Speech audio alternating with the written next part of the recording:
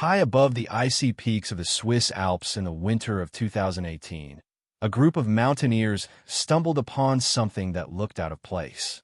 What first seemed like metallic debris glinting beneath layers of ice turned out to be something far more extraordinary. As the team brushed away the snow and frost, they saw a star, a faded white star painted on silver metal, unmistakably the insignia of the United States Army Air Forces. What lay frozen before them was not wreckage from a recent accident, but a ghost from the Second World War. Beneath nearly 75 years of glacial ice, perfectly preserved by the freezing temperatures, lay a P-51 Mustang, one of the most iconic fighters of the war. The serial numbers were still legible. The propeller, though twisted from impact, remained attached. Even the cockpit canopy was mostly intact, as if the pilot had only just climbed out moments before. But he hadn't. He never did. The aircraft that vanished without a trace in 1944 had finally been found, and with it, a story that blended bravery, mystery, and the merciless reality of war. To understand how this ghostly aircraft ended up entombed in ice, we have to go back to a time when Europe was engulfed in fire, when the skies were ruled by men who risked everything every single day. It was early 1944. The tide of the Second World War was finally beginning to turn. The Allies were preparing for the invasion of France. The air war over Europe was relentless.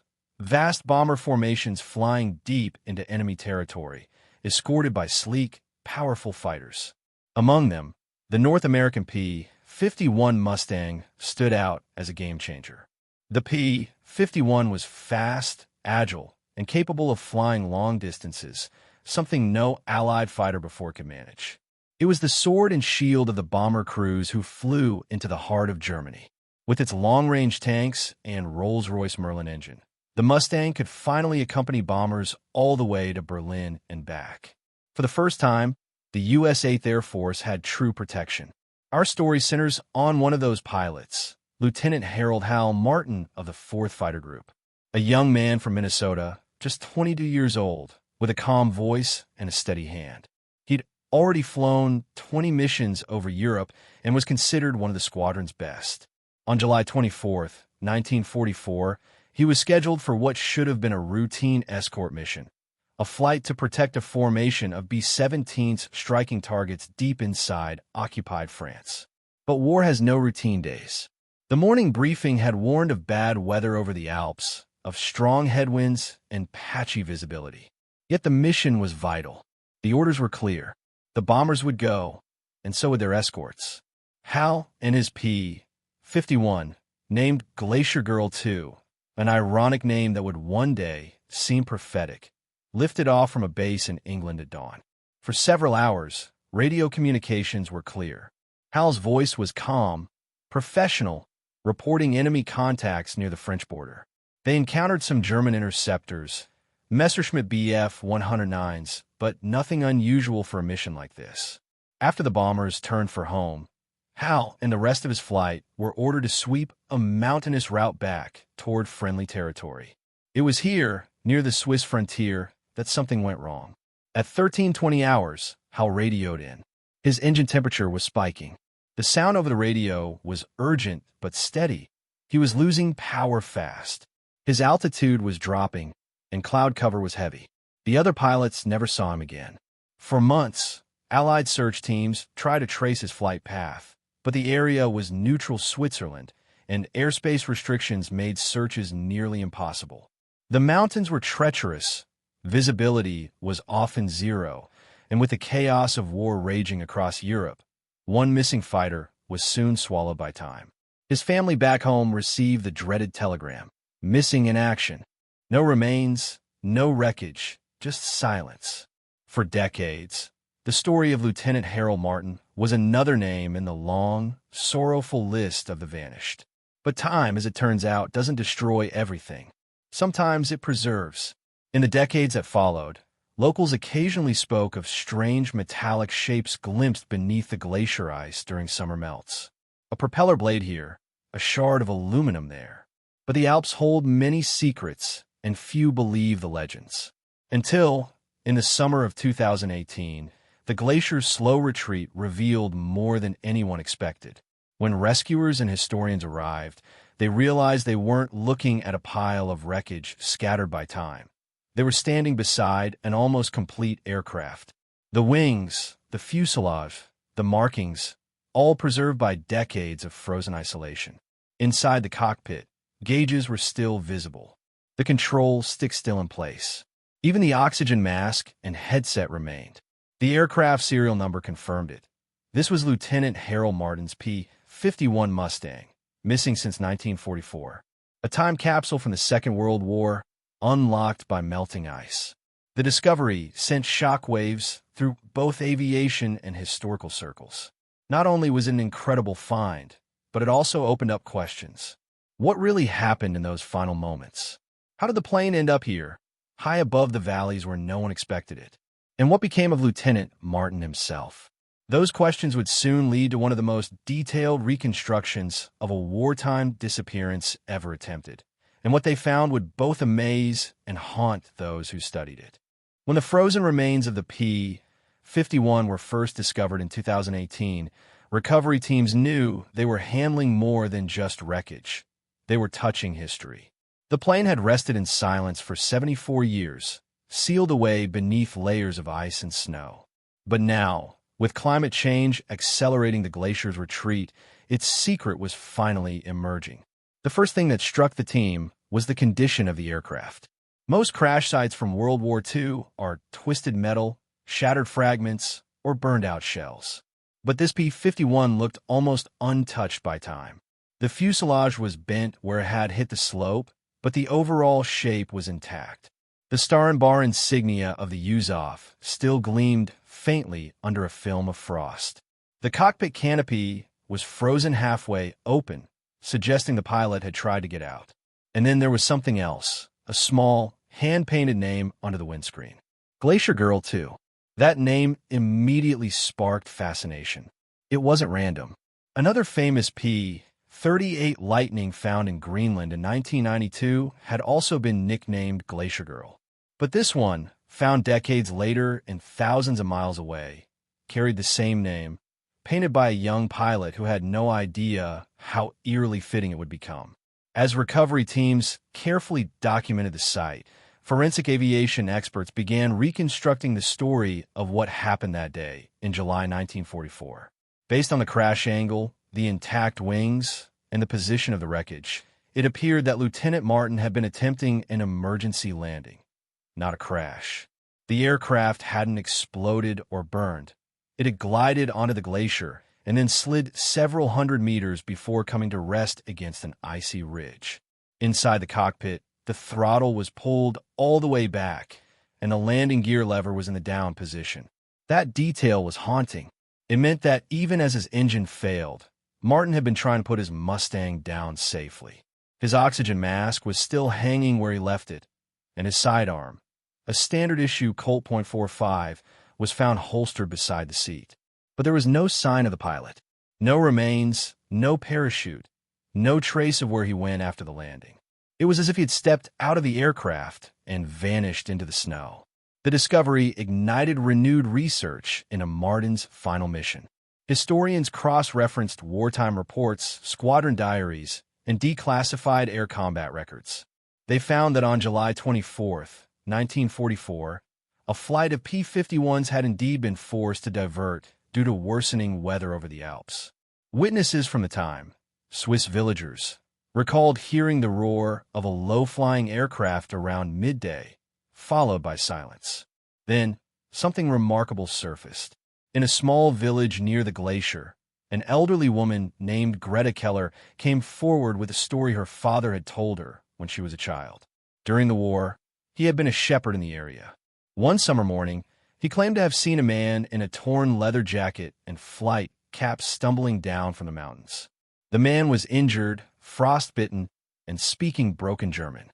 He said he was an American pilot.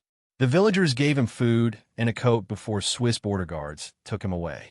The Swiss archives, when checked, confirmed that an unidentified American airman had been interned briefly in 1944 after crossing into their territory. But no name was recorded, just U.S. aviator recovered near Bernese Alps. Could have been Harold Martin? If so, that meant he survived the crash, but what happened afterward remained unclear. No official record of his repatriation was ever found. His family never heard from him again. Some historians believe he may have succumbed to his injuries before he could be returned to Allied custody. Others suggest he might have been misidentified or lost during the chaotic final months of the war. As researchers pieced the story together, attention turned to the aircraft itself. The P-51 Mustang was a marvel of its time, capable of speeds exceeding 430 miles per hour with a range of over 1,000 miles. Its Rolls-Royce Merlin engine gave it unmatched high-altitude performance, and its 6.50 caliber machine guns could tear through anything the Luftwaffe threw at it. But in the thin air over the Alps, even the mighty Mustang faced challenges. The terrain was unforgiving, the weather unpredictable, and one engine malfunction could mean the difference between life and death. Records from other missions show that dozens of aircraft, both Allied and Axis, were lost in the same mountain ranges due to sudden storms, icing, or navigational errors. Many of those wrecks remain buried in ice to this day. The discovery of Glacier Girl II rekindled global fascination with these frozen relics.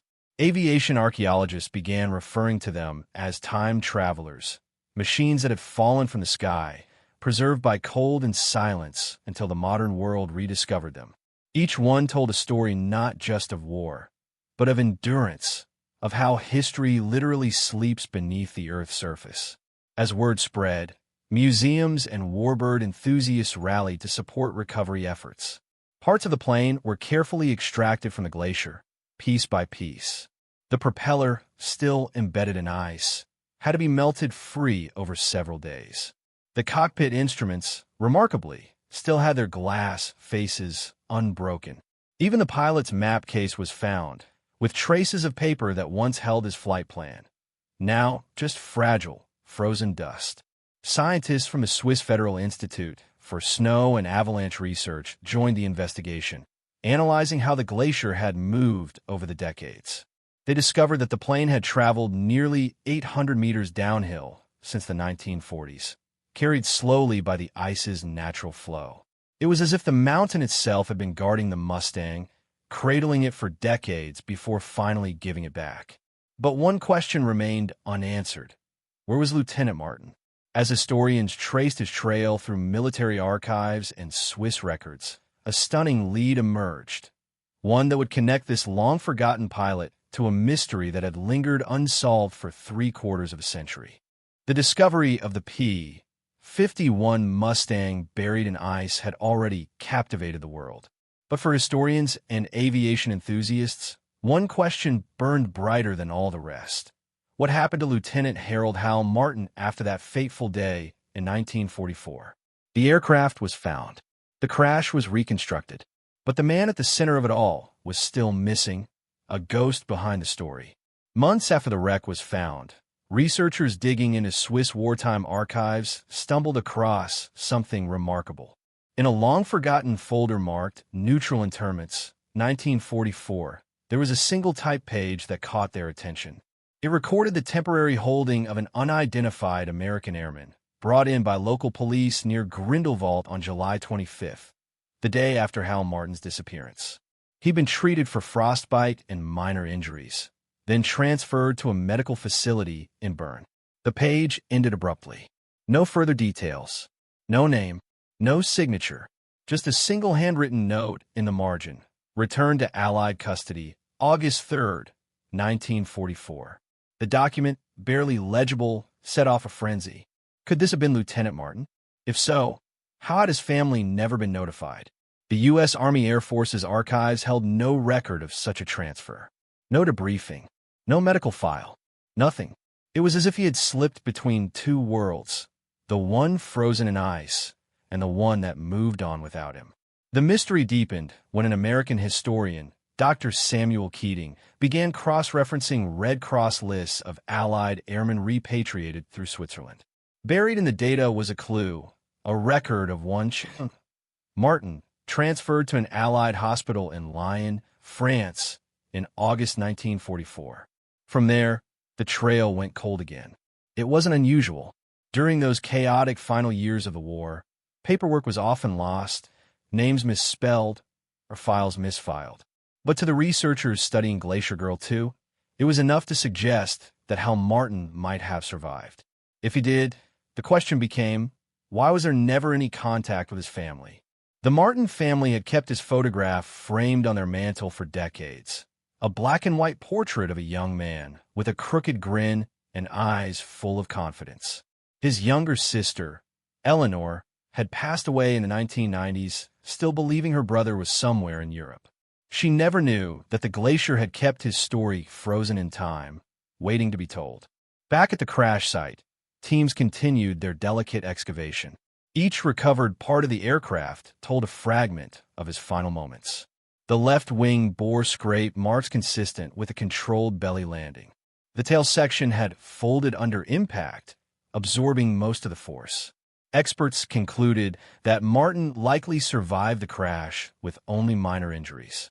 Near the wreck, buried under a thin layer of ice, searchers found a small piece of torn fabric, part of a flight jacket, with a name tag still faintly legible. Martin H. That tiny scrap of leather confirmed what everyone had hoped. This was indeed Hal's aircraft, and he had been here. But beyond that, the trail vanished once again into snow and silence. The Mustang itself became a time capsule of 1944. Inside the cockpit, a pencil was still clipped to the side panel. A half-melted chocolate ration sat frozen near the seat. Even the dials on the instrument panel were frozen mid-measure, as if time had paused the instant the plane hit the ice. As restoration experts prepared to recover the aircraft for preservation, the story of Glacier Girl II began making headlines worldwide. For some, it was a technical marvel, an aircraft perfectly preserved by nature. For others, it was something deeper, a bridge across time, connecting a young pilot's courage to the present day. And then came one final twist. In 2019, an elderly man named Robert "Bobby" Jenkins, a 96-year-old retired pilot living in Arizona, reached out after hearing the story on the news. He claimed to have flown in the same unit as Harold Martin. His voice was frail, but his memory was sharp. "Hal was my wingman," he said. "We got separated in the clouds that day. He radioed once, said his coolant temp was in the red. Then nothing. I thought he'd gone down over France." When Jenkins was shown photos of the recovered P-51, he was silent for a long time. Then he nodded. "That's his bird," he said. "Glacier Girl II. He loved that plane. Said he named it for luck." Jenkins recalled how Martin had always been the calm one, the steady pilot everyone trusted. He'd say, "If I ever go down, Bobby, I'll land her smooth. She'll take care of me." I guess he was right. She did. That sentiment, that blend of human skill and mechanical grace, became the heart of the documentary efforts that followed. The remains of Glacier Girl II were eventually transported to a museum in Dubendorf, Switzerland, where restoration experts began carefully cleaning and preserving it exactly as it had been found. The twisted propeller, the scuffed wing, the frost-bitten metal, all left untouched as a tribute to time itself. Standing before the restored fuselage, visitors today can still see the name painted under the cockpit, Glacier Girl II. The paint is chipped and faded, but it's there, a whisper from 1944. For historians, the story of Harold Martin is both tragic and triumphant. Whether he perished in those mountains or survived to return home, he represented thousands of young men who fought in the skies and vanished without answers.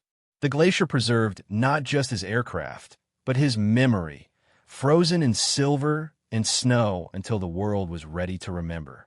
And perhaps that's the real message behind this haunting discovery, that history doesn't always rest in books or archives. Sometimes it sleeps beneath the earth, waiting for sunlight, for warmth, for someone to come looking. As the sun sets over the Swiss Alps, the ice that once concealed Glacier Girl II continues to melt, slowly revealing the scars of a world that fought and bled for freedom. The sound of the wind over the ridge seems to carry an echo, the distant hum of a Merlin engine, roaring one last time through the clouds.